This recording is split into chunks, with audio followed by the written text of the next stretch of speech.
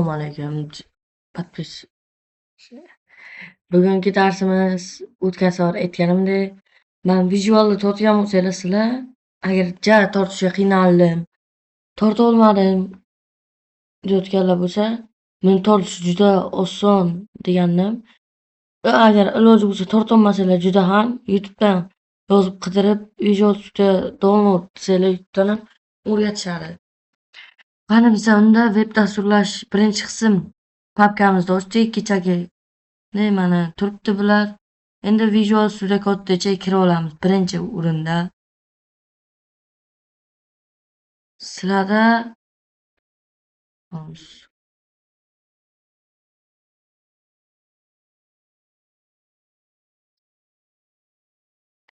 ana shunday turishda turadi. Birinchi tortganlaringda keyin mana bu yerda file degan qismdan open folderni bosib, boyagi anamizni olib kelishimiz kerak.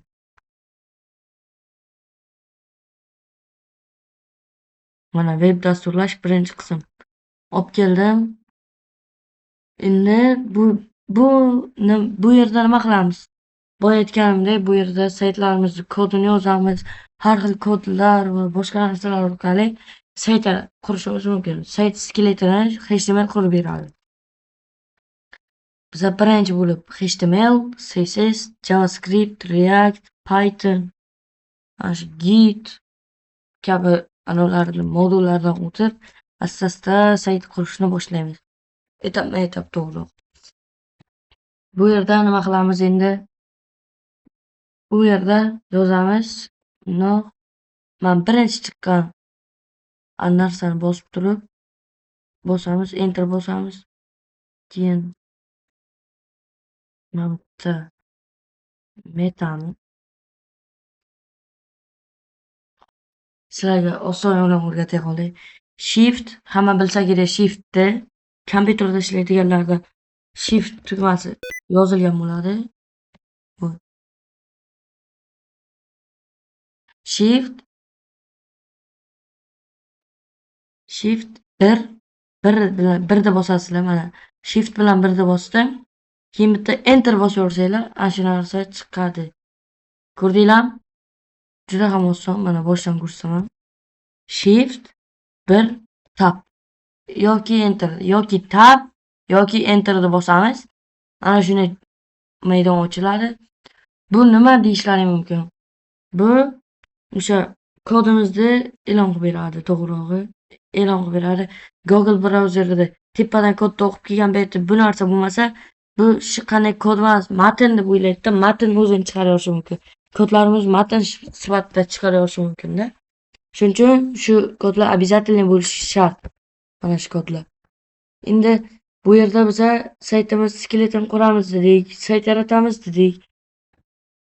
Endi qani boshladik. Birinchi bo'lib sizlar bilan sarlavha taglari mavzusiga o'tamiz. Sarlavha taglari deganda o'zi kitoblar, misol uchun saytlarda bo'lishi mumkin. Uzum sayti va boshqa saytlarda bor birinchilikda ko'zga tashlanib turadigan katta shriftda yozilgan sarlavha tagi. Matn bu sarlavha tagi deyiladi. Uni biz qanday yaratishimiz mumkin?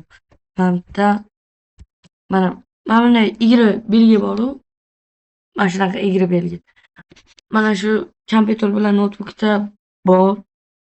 Men notebookda ishlaganim uchun mana B, ruscha B harfi, keyin U harfi. Mana shu harfni bitta bosib, B harfini bosamizda H1 deb yozamiz, keyin yopamiz buni. Mana yopuvchisi ham chiqib keldi. Mana bu ochiluvchidek, bu yopiluvchidek. Bu yopiluvchi, ochiluvchi, bu yopiluvchi. Yopiluvchidekni belgisi mana bunaqa narsachasi. Mana bo'lsa yopiluvchidekligi bilinadi. Bunda nima qilamiz? Endi bunda biz yozamiz. Misol uchun men sarlavha tegiman deymizda. Turib mana bu yerda sizlarda aytgandek ismlar chiqib ketibdi. Sizlarda mana bu yerda Open Live server bo'lmasligi mumkin. Buni oldini olish uchun Sizlar mana bu yerda leave server deb yozib, mana bu yerda install turadi sizlarda, downloadmi, install turadi. O'shani shuni bosib qo'yasizlar. Mana shu install bosganlaringdan keyin sizlarda ham manday Open Live Server ani knopkasi paydo bo'ladi. Mana shu yerda endi Open Live Serverni bitta bosamiz. Mana kutib, keyin ochib yuboradi. Mana boya yozgan kodimiz endi matn shaklida chiqdi. Ko'rdinglarmi? Shuncha kod yozdik, lekin bitta shu narsa chiqdi. Bu kodlarni o'qimadi. Dokument nima chiqmadi desanglar, dokument mana bu tepasida chiqadi mana. Ko'rganlaring bo'lsanglar dokument chiqadi. Agar ana shuni o'zgartirsakchi. Men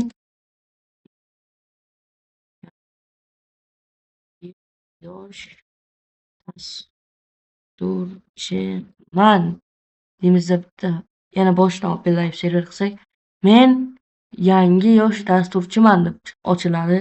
Ko'rgan bo'lsanglar, xuddi ana shuni kechadi deb dasturlashda kodlar.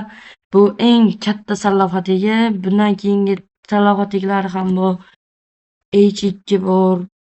Bunda ham mana buni matnni kopirovat qilib olib sizlarga fokus ko'rsataman. Turib H3